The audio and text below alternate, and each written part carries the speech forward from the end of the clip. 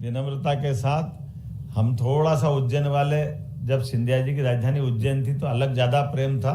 महाराज यहाँ ग्वालियर राजधानी ले आए थे उस रियासत काल में, लेकिन वहाँ तो उज्जैन था, पर राजधानी यहाँ ला करके भी उन्होंने एक तरह से वापस सबको ग्वालियर को पुनर्स्थापित किया था उस दौर में। और अंग्रेजों के उस कठिन काल में भी जब हमारी व्यवस्थाओं में 1857 के बाद सब कुछ नियंत्रण में चला गया था, लगातार यहाँ से केवल आवागमन नहीं, केवल गमन ही गमन था, ले जाने का सिस्टम था। ऐसे में यहाँ इंडस्ट्री डाल करके ग्वालियर घराने ने पूरे देश के 600 रियासतों को नया दरवाजा दिखाया कि धन घर में रखने के लिए नहीं होता है। उद्योगपति जानते 1 रुपया 10 रुपये में नहीं चले तो काहे का उद्योग ने, काहे का उद्योगपति। व्यापार व्यवसाय का अर्थ ही है कि लगातार चलायमान हमारी तरलता होना चाहिए। और सच्चे अर्थों में धन तो धन से धन नहीं बनता है, धन तो मन, और मन से बड़ी बुद्धि, बुद्धि से धन मिलता है। धन तो बैंक में पड़ा, धन में क्या है? धन तो आपकी हुंडी में लिखा हुआ है। धन में क्या है? आपके मन में कल्पनाशीलता होना चाहिए, जिद होना चाहिए, सामर्थ्य होना चाहिए, पुरुषार्थ होना चाहिए, और उससे पराक्रम निकल के आता। तो अडानी जी निकल कर आते हैं, रिलायंस इंडस्ट्री निकल के आती है। ये हमारे देश की गौरवशाली, एक नहीं ऐसे कई सारे नाम ले सकते। काल के प्रभाव में जब हमारी सेना सामर्थ्यशाली होकर के बॉर्डर की सुरक्षा करती है, तो बॉर्डर की सुरक्षा वो इसलिए नहीं करती है कि अपनी जान की बाजी लगा करके वो खाली अपने इस देश को देखते रहे। सेना भी अपेक्षा करती है, समाज भी अपेक्षा करता है कि जब शांति काल हो रहा है तो जैसे पुरुषार्थ में मौका पड़ेगा तो बहादुर सैनिक अपनी जान की बाजी लगाकर युद्ध में विजय होने का संकल्प देता है। वैसे ही उम्मीद की जाती है सामान्य काल में, शांति काल में देश प्रगति उन्नति के नए झंडे गाड़े और दुनिया में अपने पराक्रम पुरुषार्थ से भारत का गौरवशाली उस पक्ष को भी लेकर के आए, जिसके कारण से हजारों हजार साल से भारत को सोने की चिड़िया के नाते जाना जाता था। किसी के आगे हाथ फैलाने वाला देश नहीं है भारत। भारत सदैव लोगों का मार्ग प्रशस्त करने वाला होता है। और ये जब उद्योग निवेश और इसकी बात आती तो मुझे आनंद भी आता है इस बात को बताते हुए, लेकिन उसके पहले एक छोटी बात आपको जरूर बताता हूँ। जब मेरी अपनी सरकार का इस बार का गठन हुआ, माननीय मोदी जी को हम निमंत्रण देने गए और मोदी जी से कहा कि आपको एक पहले कार्यक्रम में आना है। तो उन्होंने कहा पहले कार्यक्रम तुम्हारा 8 दिन तो हुआ सरकार बनने को, तो कैसे क्या करोगे? हमने कहा हमारा 30 साल पुराना एक प्रकरण चल रहा हुकुमचंद मिल का, और हुकुमचंद मिल में लगभग 7,000 मजदूर, तुलसी भैया इंदौर के ही नेता, इनको मालूम, इनके विधानसभा के पास की विधानसभा में सालों से मजदूर लोग 7,000 लोग अपने पेंशन ग्रेच्युटी लेने के लिए कोर्ट से कोर्ट खेलते खेलते 7,000 में से 2,000 तो उम्मीद में मर गए, वो 5,000 बूढ़े हो गए, लेकिन उनका अपना हक का पैसा उनको नहीं मिल रहा है। ये जो हमारी सरकार की भी थोड़ी कठिनाई होती है, मैंने उसका रास्ता निकालने का प्रयास किया। आपको ध्यान में आएगा कि लीज पे हम जमीन देते हैं, इंडस्ट्री डलती है, लेकिन इस लीज पे देने लेने में कभी कभी जो प्रशासनिक अपने अपने ढंग से जो अर्थ निकाले जाते हैं, वे हमने तो लीज पे इंडस्ट्री वालों को दी थी, अब इंडस्ट्री बंद हो गई तो इंडस्ट्री जाने ना, इंडस्ट्री के मजदूर जाने, हमको क्या लेने देना। ये निष्ठुरता है, ये संवेदनशीलता नहीं। हमने इस बात के लिए ही हुकुमचंद मिल का उस प्रकरण को उदाहरण बना करके उसके पहले हमने विनोद विमल मिल का उज्जैन का प्रकरण का समाधान भी किया था कि अगर इंडस्ट्री डलती है बड़े पैमाने पर और इंडस्ट्रियलिस्ट अगर उस समय टेक्नोलॉजी का जो भी उपयोग करते हैं वो अगर उद्योग धंधा लेकर आते हैं तो हमको उस समय भी स्वागत करना है। और बाद में कोई कारण से सिक इंडस्ट्री हो गई, बीमार हो गई, तो सरकार का तो बड़ा मन होना चाहिए ना।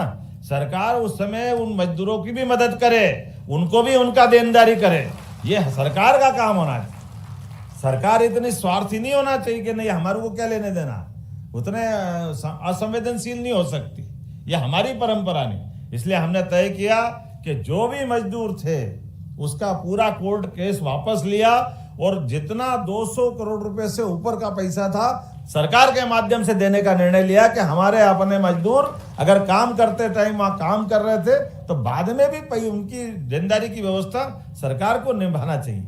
और बदले में क्या, बदले में इतना अच्छा कि वो जो पूरा 30-35 साल से इतना बड़ा हमारा कारखाने की जमीन का मसला था, वो बहुत बड़ी जमीन थी, सरकार को भी घाटा थोड़ी हुआ, सरकार को वो पूरी जमीन अपने पास वापस मिली, जो बेहतर हुआ वो उपयोग करेंगे, ये सरकार की दृष्टि होना चाहिए। लेकिन इसी इशू पे लड़ा करके परेशान करें। हमने तय कर दिया कि अब पूरे प्रदेश के अंदर कोई भी इंडस्ट्री के ऐसे केस, उस केस में सरकार हमेशा उसके लिए आगे बढ़ेगी। उसमें जेसी मिल अपना ग्वालियर वाला भी है, जिसकी देनदारी हम करने वाले हैं।